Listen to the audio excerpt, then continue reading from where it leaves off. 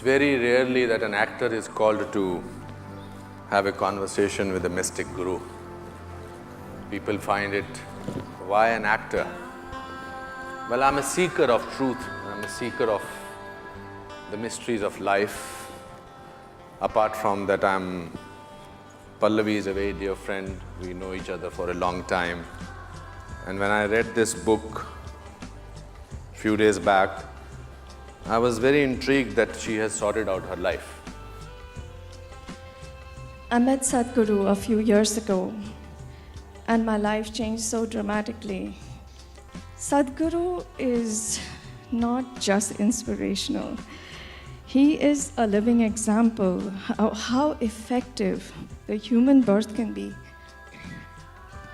What he does with his hands, what he does with his ideas, it changes even destinies. Every single day, he leaves this planet in a much, much better way. They say that the knowledge of what is possible is the beginning of happiness.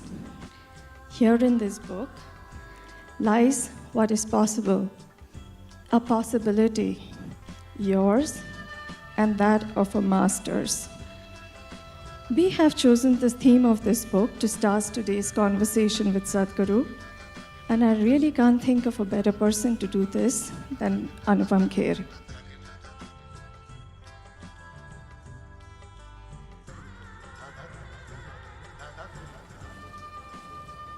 Good evening, namaskar.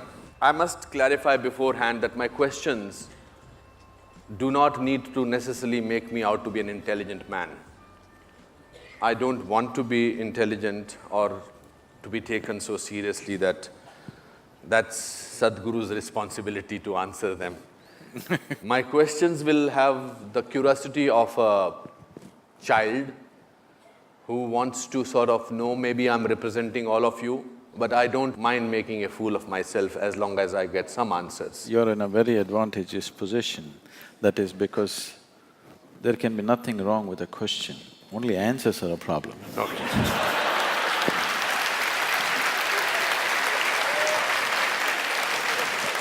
So it's advantage you, the very beginning. Great. Let's start with my first question. There's a very intriguing… people make these great prophecies about world coming to an end, etc. Will the world come to an end in 2012? So all those people who firmly believe that the world is going to come to an end the coming year, what I would tell them is, we have a lot of work to do. I have lots of work to do. 2013, 1st January, because anyway 2012 the world is going to end. On 2013, 1st January, all your wealth and money and everything, please write it to Isha Foundation, there's work to do.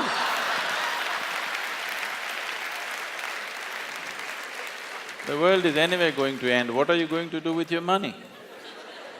For them, this is just an entertainment. They don't believe enough to give away everything and get ready. They just want to play with it. All vain minds are always looking at prophecies, they're looking at predictions, because they don't have a plan for their life. Those who are incapable of making plans always fall back on predictions and prophecies. Yeah, but I'll just request to give me 2% of that money that goes to your foundation. Do you believe that there is a God? Let's come to this. Before we handle God, let's handle belief first. Why do you believe something? One believes something because they are not sincere enough to admit that they do not know. There are only two ways to be. Either you know something or you do not know something. But whatever you do not know, when you bullshit yourself, it's called as belief. Instead of simply admitting, I do not know, you want to believe something.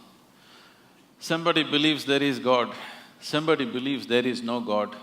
Both are in the same boat. They think they're different, but both of them are not straight enough to admit that they do not know. What is the problem in seeing what I do not know as I do not know? They have a problem because they do not understand the immensity of I do not know. I do not know is a tremendous possibility. Only if you see, I do not know, the possibility of knowing arises within you. If you see, I do not know, the longing to know will come. If the longing comes, seeking will come. If seeking comes, the possibility is alive in your life. Everything that you do not know, if you believe, you're destroying the very possibility of knowing. There are belief systems and belief systems and belief systems.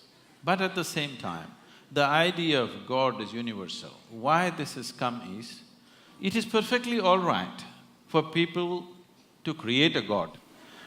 This is the thing about this culture. Here we have 33 million gods and goddesses. Because this is the only culture which understood God is our making. There's something called as Ishta Devata. You can create your own God today. If you can look at all the existing gods, if you don't like them, you can make your own God. A tree in your garden, a rock in your garden, your mother, your wife, anybody you want, or whatever you want. You like this vessel, you can make this your God. Nobody thinks anything weird about it in this country because we understand this is our making. After all, in every piece of creation, the hand of the Creator is there. Whatever you can relate to, you use that, it's perfectly fine. I don't want to argue on this. So, do you think all our epics, Mahabharata, Ramayana, Shankar, Ram, Sita, they are fake? No, they have a historicity. Okay. There are buildings to prove that they were there. It's still in dispute. The dispute is on means they were definitely there, isn't it? Okay.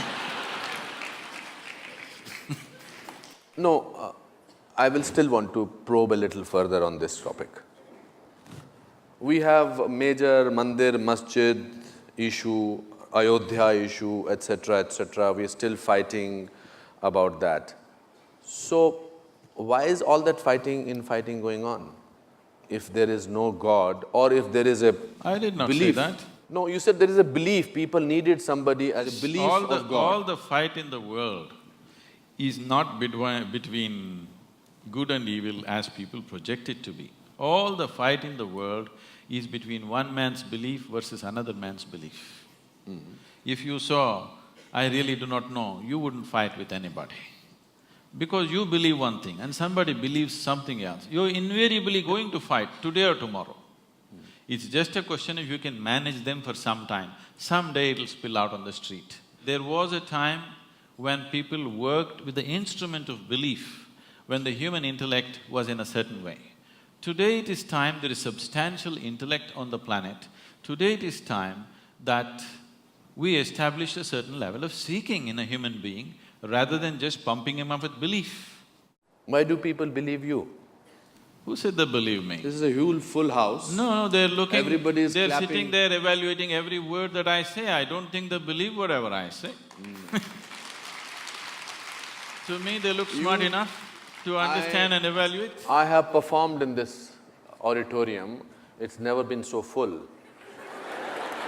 So there has to be something in their belief in you which makes them look up at you. Why do they trust you? Why do they believe in you so much? Now let's take off the word belief. Yes, they trust me. Okay, my word may be different. Do you think that Sadhguru has powers which you don't have? They can't ride a motorcycle like me, I'm sure. What are those powers? What makes you different? What makes you special? What makes Pallavi Gupta writing a book on you and calling it you? What makes people over here, so many people I know who will not come to a function like this, they are here and they are here on time. What is it in you that makes you different? Because they know if they don't come on time, I won't let them in. But they dare not do that. So what makes you different? So what is different? It is not a question of something being different. When you don't try to be special, when you just live as life is, that you don't try to make yourself special, because wanting to be special is coming from a certain an emptiness or a certain inadequacy within a human being. Where is the need to be special? Every human being is unique in his own way.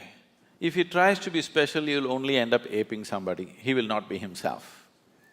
So, when the life is unique, every leaf on the planet is unique, every atom in the existence is unique, where is the need for you to be special. Being unique is better than being special, isn't it? You have not yet answered my question. I feel that it's important for me to know Yes. what is unique about you. See, the very nature of the existence is like this, the very nature of what's happening around you is like this. If you convert mud into food, we call this agriculture.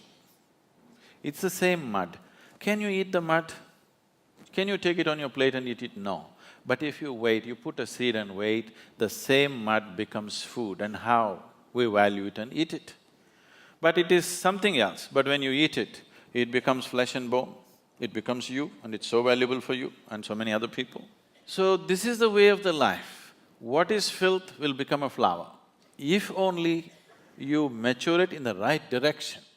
This flower, its beauty and its fragrance comes from filth.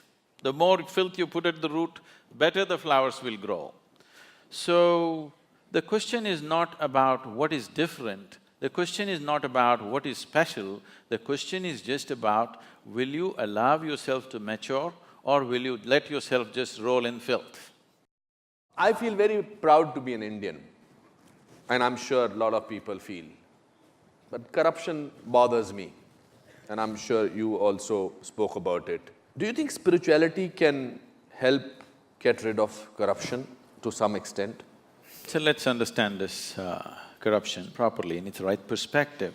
Rather than reacting against a bunch of people who are in an advantageous position, okay? Why I want you to understand this is because for the first time in the history of independent India, these 64 years, that means 2 generations of people, they have at least 50 to 60% of them have had such a bad deal. Today you and me will talk all this and go home and eat well. Correct. There's a whole bunch of people, almost 400 million people, who cannot do that. So, if we handle the next 5 to 10 years right, we can change that. It's a tremendous possibility which is on our threshold.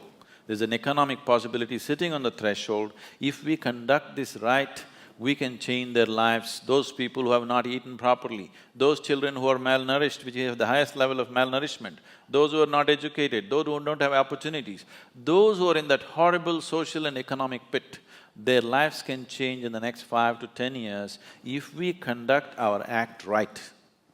Every Indian should understand this. It is not just about economy means stock market. It is about hungry people who will have food on their plate.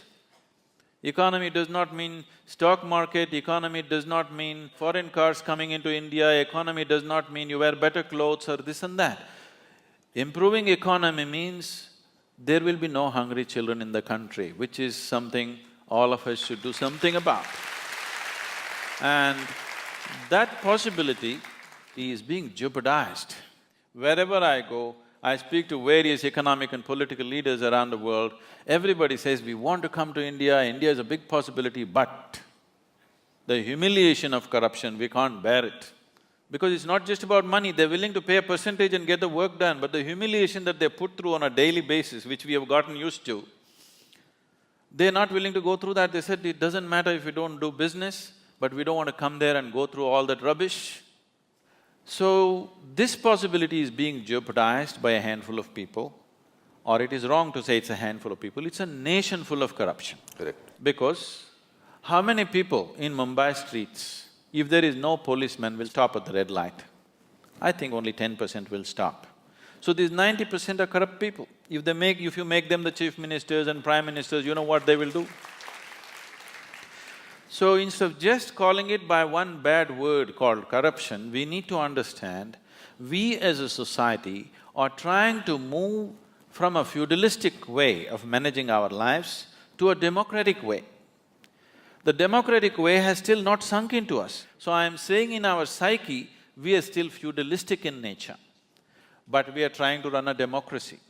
Democracy will not happen with an active sense of education as to what is democracy, what is the power of democracy, what it means, what is the responsibility of living in a democratic society. This has not been done. We just took democracy from the British and we think If they just put their vote and get their fingers dirty once in 5 years, everything is settled. No, we have not educated people. We are still a feudalistic society acting to be democratic. Suppose, hypothetical question, I must announce that before that. Suppose you were made the Prime Minister of this country for 1 month, how will you change things? See, there are enough instruments in the democratic process. Making me or anybody a Prime Minister for 1 month is a cruel thing. Okay, for 5 years. Yes. So you admit that 1 month is not sufficient? No, because I 1 month is understand. a very cruel joke. It doesn't matter who comes to power for 1 month, he can't do anything in a nation as diverse as India. To get this nation moving, you need to understand this. You cannot move this nation with policy, with rules. You can only move this nation when anything that you want to achieve in this country, you make it a movement. If you do not make it a movement, if people do not emotionally connect to that, no rules, no policy is going to work in this country. It is only people who have been implanted from somewhere, who have not grown up with Indian people, who do not understand this. They think if you make a rule, everything is going to work. This is not Switzerland. If you announce on the notice board, everybody will follow. Here you have to make a movement out of it. You have to make emotionally people connect to what needs to be achieved. If you are not able to do that, nothing is ever going to happen. So, whoever becomes the Prime Minister, I don't want to imagine myself there. What do you think should be done? It can be very easily done. There are examples of states which are going leaps and bounds ahead. If you saw Bihar just 10 years ago, it was just… I've driven through Bihar just wanting to see what Bihar is. It just looked like Afghanistan, large parts of it. Correct. Today things are happening. Absolutely. Wonderful things are happening. Just one man. Things are happening in Gujarat, just one man. Absolutely. So can't we produce 25 men or women like that in this country for every state? Are we so impotent that we cannot produce 25 human beings with some integrity who will do something straight for this nation? And today you don't have to do much. India is sitting on a boom time. You just have to just manage a few things and let it happen, that's all. You just have to see that economic process do not go out of control, you just have to manage that, you don't have to do anything. It's boom time, the whole world is looking towards you. The only two economies everybody is banking on is right now China and India. India is better equipped because it's a democracy, because all the numbers are scrutinized, but what is in China cannot be scrutinized, so many people are very suspicious and fearful because it's supported by the government. India has a proper corporate structure, India has a reliable stock market which is a reading, Indian market is open, you can study what you want, you know where you're putting your money. So definitely India would be a natural destination for every investor in the world. Only thing is they're afraid of our corruption, not the system. They like our system. Our corruption… Corrupt system. System is not corrupt. Corruption. Corruption. The reason it's the people who are He has a manning way it. of making me say things that he wants me to say. No, the people who are manning it. People who are manning it are the problem. But how do you find them? You mentioned two states, you mentioned Gujarat and you mentioned Bihar. And strangely, they are not the states which we have in the center. So how do we… are we politically corrupt, politically completely bankrupt? How do we do that? No. It is only because common people are not participating in the democratic Correct. process. Yes. Participating in the democratic process does not just mean once in 5 years you cast your vote. Most people don't even do that. But I'm saying even if you do that, that is not enough. Democracy is an active sport, it's not a spectator sport. You can't sit back and say, let somebody do democracy. Democracy means you are the boss, you can't sleep on it. You have to be active to everything around you. If you do not bring that consciousness in people, that awareness and activism in people, it'll not work. At the same time, for everything you protest, for everything you call a bandh, for everything, it's our culture. People have understood the technology of how to stop the nation, bandh, hartal. But how to run the nation, it's a different technology. I'm saying, at least once a month, in your street, in your region, whatever is the sticking points in your area, in your street, Just make a list of that, get a few people together, whoever the councillor, the MLA, call him for a meeting, talk to him what needs to happen. Casting vote once in 5 years is not good enough because you employ somebody and you don't see that he works. That is not… does make sense, isn't it? I grew up in a lower middle class family, small town. As a child, I had a great sense of wonder about everything. I till today have a great sense of wonder. I'm very happy to be talking to you. I don't see that in today's children. I don't see a sense of wonder in today's children. Because they replace the wonder with www. Exactly. Exactly, that's right. They know the whole universe before they're 6. Exactly, they know everything. They just have to press Google and all the information. But information does not necessarily translate into knowledge at all. So how do… and they always say this, that's the way I am.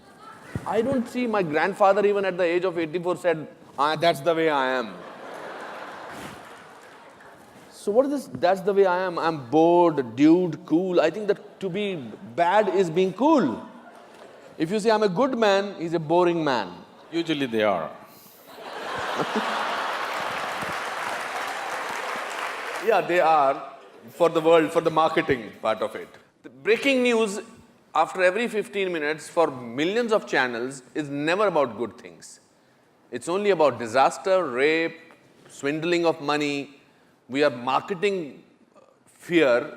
We are becoming people who are constantly made to fail. Suddenly in India also, that we are living in a world which is not very, very peaceful, which is a dangerous world. We are becoming, pardon my saying, like America, where we don't look at somebody for a little longer. I was in America 2 years back. I was looking at somebody thinking whether should I ask him my hotel, because in my hotel there was a mall.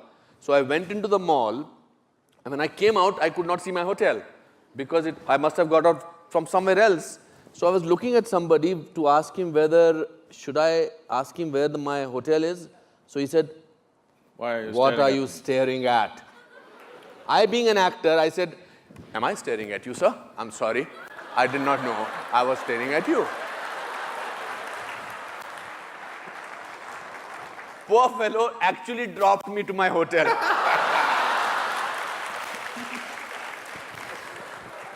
What my point is, how does one in today's time, in these times, retain a certain amount of innocence, a certain amount of sense of wonder? How does one do that? See, now there are two things you said, wonder and innocence. Wonder does not necessarily come from innocence. Okay. See, for example, when you were a child, you definitely looked up at the sky, isn't it? Absolutely. Did you ever count the stars? I used to do that in Simla. tried. There was nothing to do. How far did you go? Oh, no, nothing. I could not go beyond 100 or 200. So I meticulously sat down on the terrace, counting, trying to make, segments of the sky and trying to count. I've gone up to 1700, and then you get mixed up. What was there is not there, what was not there has come, it gets all mixed up. But today, that itself was wonder. 1700 just blew my mind. Today scientists are telling you there are over 100 billion galaxies, not stars, 100 billion galaxies. So as you explore, as you know, the wonder will increase because you realize the nature of the existence, then wonder will just explode. So wonder is gone not because of lack of innocence or because of innocence, because what we call as knowledge, stupid conclusions about life. Today people are carrying their attention deficiency like a qualification. Anything in this existence will yield to you only if you pay substantial attention to it. But now people have become like this.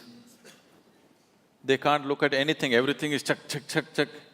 Now in this condition, there will be no wonder, only conclusions in your head.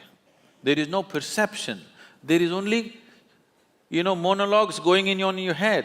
There is no perception. If there is perception, all noise in your head will just stop.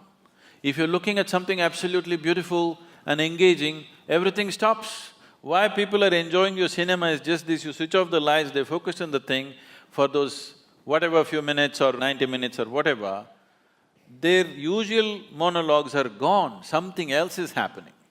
It is the attention which is making the difference. It is not what's playing on the screen.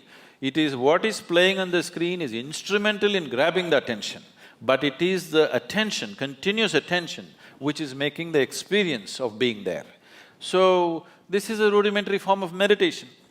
It's called dharana.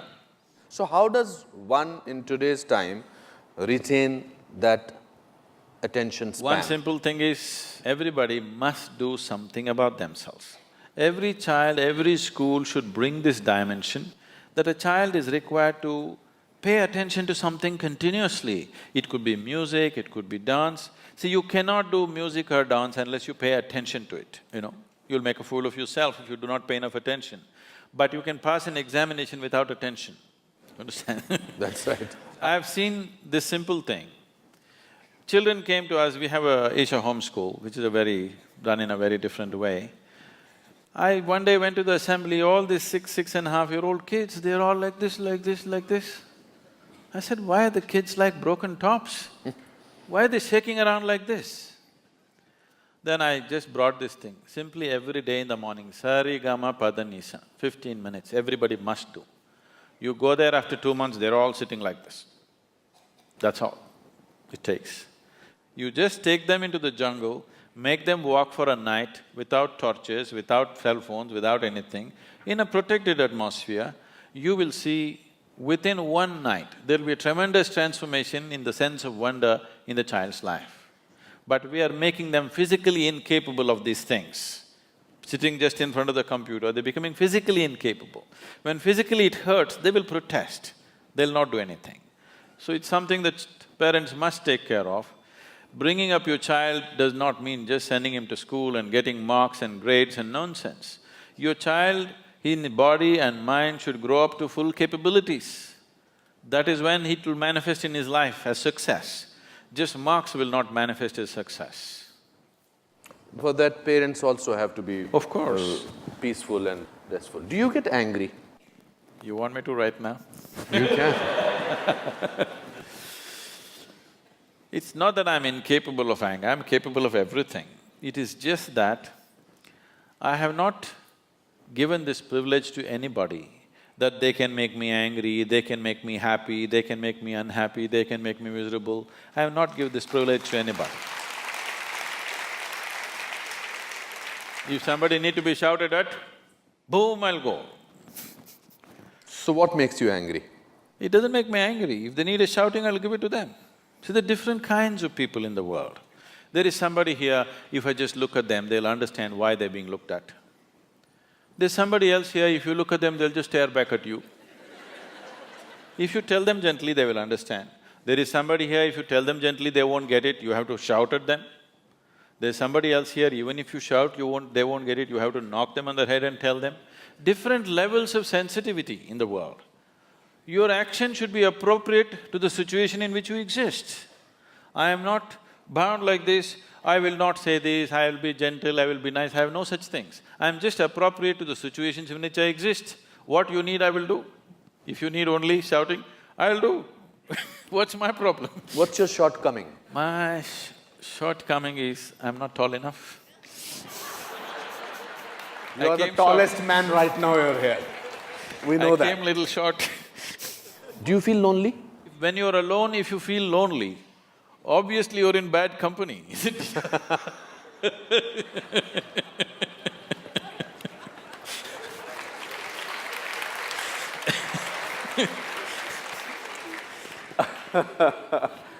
It's a great journey to be talking to you, I must say. If you have to describe, before we go to the questions to the audience, if you have to describe yourself in one word, what will that word be? Apart from mystic. Okay. Would you consider wildlife as 2 words or 1 word? For you, it's one word. 1 word. Life, uncultured, uncultivated, just wild and as it is, that's me. You're very warm also. just life, nothing else. It's been very enriching talking to you. I must say that I feel rich. Okay, so questions from the audience? Yes, please. Kiranji wants to ask a question. Yes. I'm sure it's for him. Not for me. All the questions for Anupam still remain unanswered, even though I've asked them very often. So I won't attempt it again. But I want to say that I'm very privileged to finally see you in person. Your book, Mystics Musings, which I read many years ago when I lost my brother, my younger brother, and it was a great tragedy in the family and something that I was finding very difficult to cope with. It gave me great amount of courage and made me feel much better. Also, it talked a lot about spirits. It talked a lot about life being a continuous process. In that, you write about when you and your wife, everybody was constructing the Dhyana Lingam. And you talk about how the thread of life or the grasp of life, something to that effect, became very fragile when she could not hold on to it and she passed away. What exactly did you mean by that?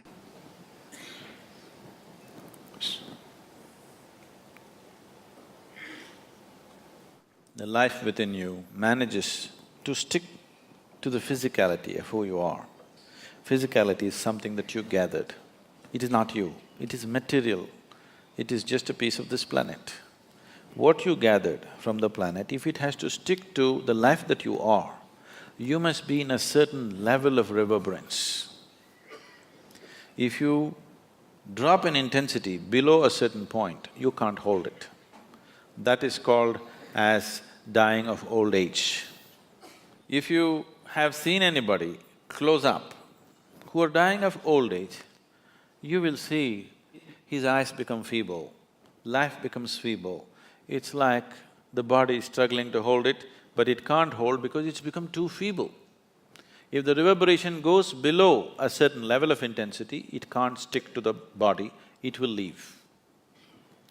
So that is generally understood as leaving peacefully because without struggle it just passed on. So that is if the intensity drops. Another way to leave is you raise the pitch of life's intensity to such a pitch, it went beyond normal pitch, then also you leave the body. So spiritual sadhana is trying to get the pitch of your life to the highest point because only if the intensity of life is high, it's like the voltage is high, that's why the lights are bright. If your voltage is low, the lights will be dim, your awareness will be dim, your perception will be dim, all you will know is just survival process. So you want to pitch it up. So when you pitch it up beyond a certain point, there is always a danger that you will slip out. So we will fix certain things. We will fix certain things when a spiritual aspirant is progressing with a certain rapidity, we will fix the body in a certain way so that that cannot happen. Just yesterday, ashram satsang, when we were there, one lady asked, why women are asked to wear toe rings when they get married? Because marriage was supposed to be such a huge experience that they could leave the body. At the age of 8, they would marry them. They will never see each other till they're 14 or 15. But emotionally, psychologically, she is cultivated to believe that her husband is like God. When she meets him, life will explode. That possibility in the child's mind has built up. When she is physically mature, she is brought into marriage. Because in this country, in this culture, there is no business, there is no marriage, there is no child, there is no family. Everything is just a tool towards your liberation and mukti. You get married because you want to use that as a tool to your liberation. You raise children because you want to use that as a tool to your liberation. You become a sannyasi because you want to use that. It does not matter what you do, everything is towards your mukti or liberation. Because of this, they nurtured this girl and boy in such a way that for 4 to 6 years, they have not seen each other, but they're made to believe when they meet, something is going to happen. In the child's mind, it's grown to such a big possibility. Something does not mean like how today's Teenagers are thinking something means there's only one thing, there's no something, okay? They're not thinking about that one thing alone. It is not just two bodies meeting, not just two minds and emotions meeting, two lives being merged into one.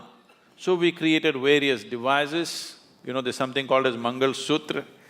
Sutra means… what is a kite in Hindi? Patang. Patang, is it? You have a sutra for that? Yeah, door. So if you have the right kind of sutra, the kite will fly. So the Mangal Sutra is that you prepare it in certain way. It's an energy thread and you're supposed to replace it every year. Somebody who knows what it is gives you a live sutra, matches the husband and wife, their energies in such a way, they are not just bound in body, mind and emotion, they're bound as two lives. Any number of events have happened like this in the past, which is becoming more and more rare these days. If a man or a woman dies, within 40 days, the husband or wife will also just die. Have you heard of this? Yes, yes. There was a time when the film people were singing Janam, Janam, all that. Now they're talking expiry date for relationships. No Janam, Janam songs anymore. No Janam Janam songs. No. Because the idea was to bind two lives. How the bodies match, how the minds match, emotions match is not important. Two lives are entwined. So, there is a kind of bonding. Many of them have never spoken to each other, there is a bonding which is unexplainable. The sense of bond that they felt was so deep because it was a scientific process of binding two lives in such a way that there is no question of compatibility, this, that, it doesn't matter. You marry a devil, still you're bound and you feel an ecstatic sense within you simply because of the union within yourself, not because of what somebody else is doing. So now in a marriage, what somebody else is doing or what your husband or wife is doing doesn't matter, just the way you are is an explosive experience. This is how a lot of women lived in the past, because the process was very scientific and it was done properly. So they put this metal on the toes and also on the ring finger always, because if there is metal on certain strategic places in your body, you will not accidentally leave your body. So when you do spiritual sadhana, when we notice somebody is becoming very intense, first thing is, I will gift them a simple copper ring, which they must wear. They must wear and they cannot remove without permission. Because if this simple metal is on the ring finger, when they get into certain states of exuberance, by accident they will not slip out of the body. So, she got into such exuberant states. Naturally, certain little bit of jewelry things were there. These things were never discussed till that point. The many things I refuse to discuss because devices will work well only when people do not know how it works. So we just put it on people, we never explain. But when this situation happened, I had to explain what happened. She sat there on a full moon day evening with everybody. There were people around, and after 5 minutes, it is in the shrine, she got up and went. My eyes are closed, I knew she got up.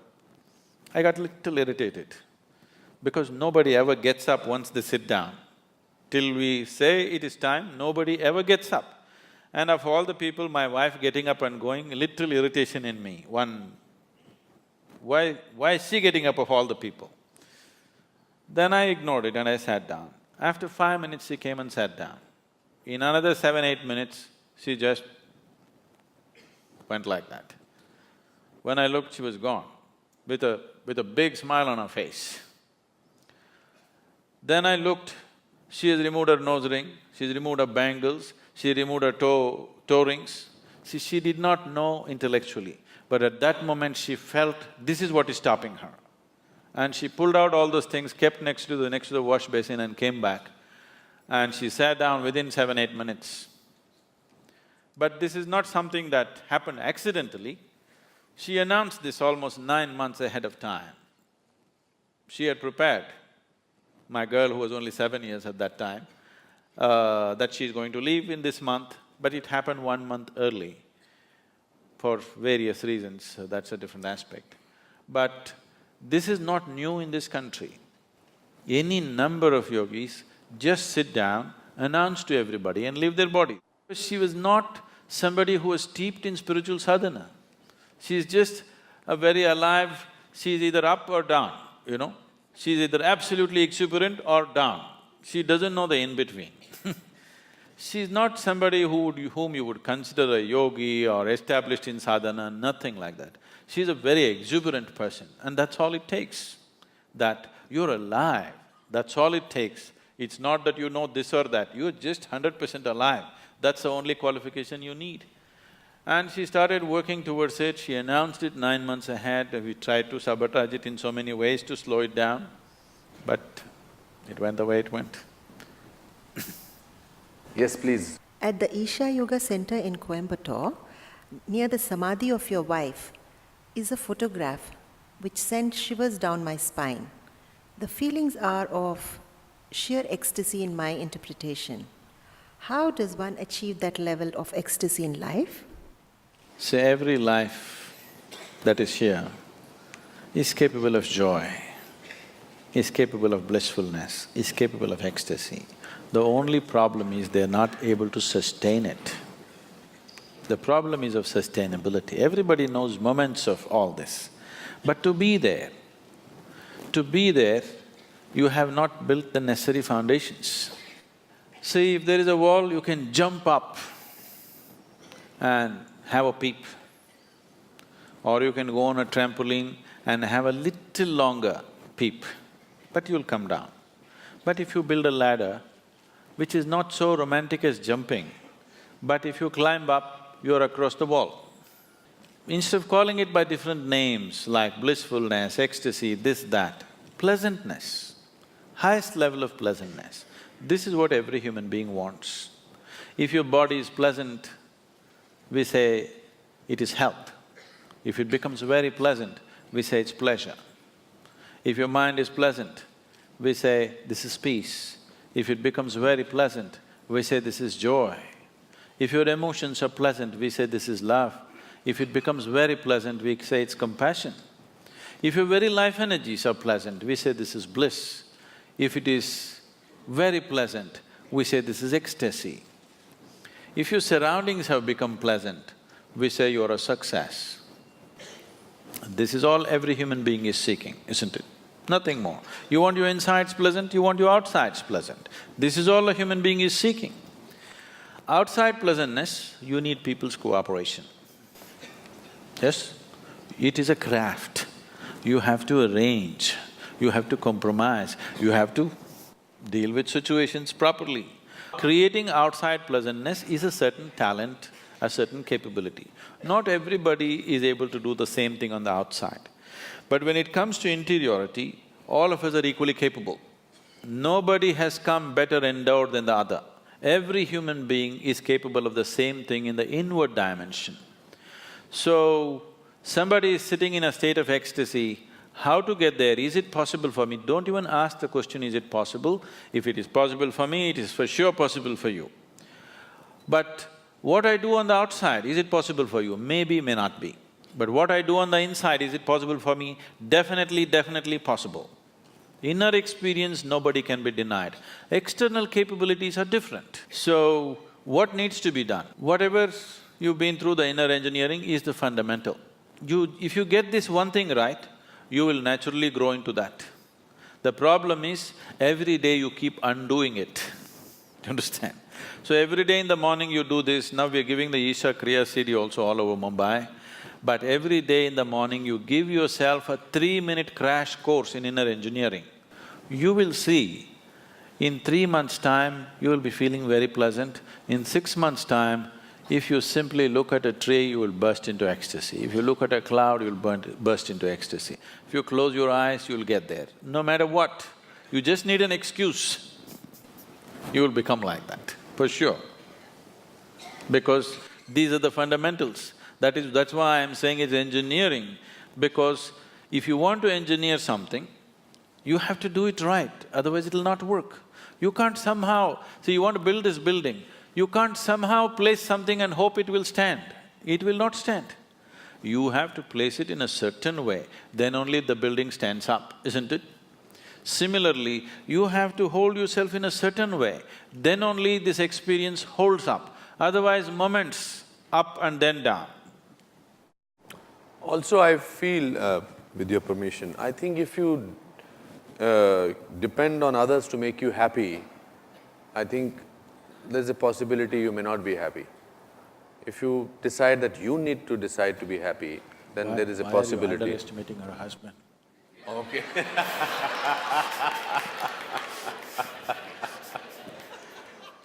Okay. Good evening, all of you. Guruji, I would like to know, man is always craving for more and more and not happy at all with whatever he gets. Of course, you just explained now how happiness is an internal state of being. What would you tell to normal people as to how to get peace and happiness in their lives? आसान question पूछा आपने, हाँ? The problem is not that human beings are craving for more, they are craving too little. Right now, instead of…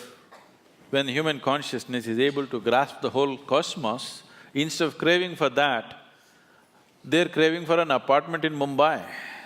Just stupid.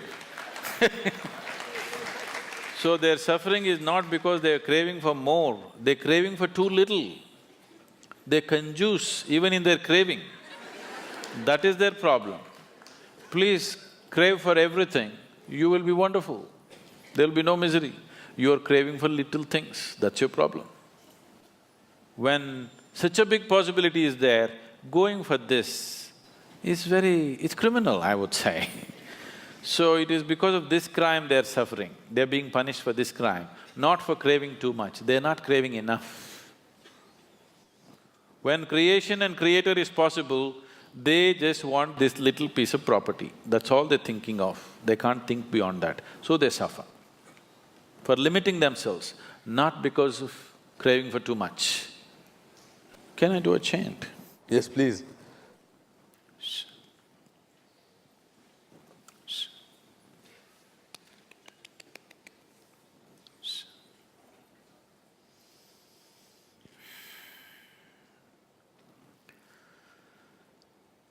Kar charan kritam va kayajam karmajam va shravananayanajam va manasam va paradham vihitam avihitam va sarvametatchamasva jaya jaya karunabde jaya jaya karunabde Am Shri Mahadev Shambho. Now, immediately the question is, what is the prayer? It's not a prayer. You need to understand, there are no prayers in this culture, there are only invocations. Prayers are a recent happening. Prayer means you're trying to talk to somebody. Invocation means you're trying to bring out what is the greatest thing within you. Now, what this chant, to put it in a simplest form, is everything. The earth that I walk upon, the air that I breathe, the water that I drink, the food that I eat, the very space in which we exist, the hand of the Creator is active. The only most beautiful thing that you can do is to be absolutely involved with this, but still not distort the hand of the creation. You do not distort the hand of the Creator. That is, something that you do is an aberration to what the Creator intends. The intelligence behind creation, what it is intending, to be in tune with that, not to do some rubbish of your own thing. So, this is a journey from being a piece of creation to being the Creator. Every human being is capable of this. It's my wish and my blessing this should become the reality in your life. Thank you very much for being here. Thank you. It was, words fail me to say that it was a lifetime experience. Thank you, Pallavi, for writing this book and making this evening possible. Thank you, Sadhguru. Thank you, Isha Foundation, and thanks a lot for everything. Thank you so much. Thank you, Anupam ji, on behalf of all of us for engaging Sadhguru in this very rich and insightful conversation.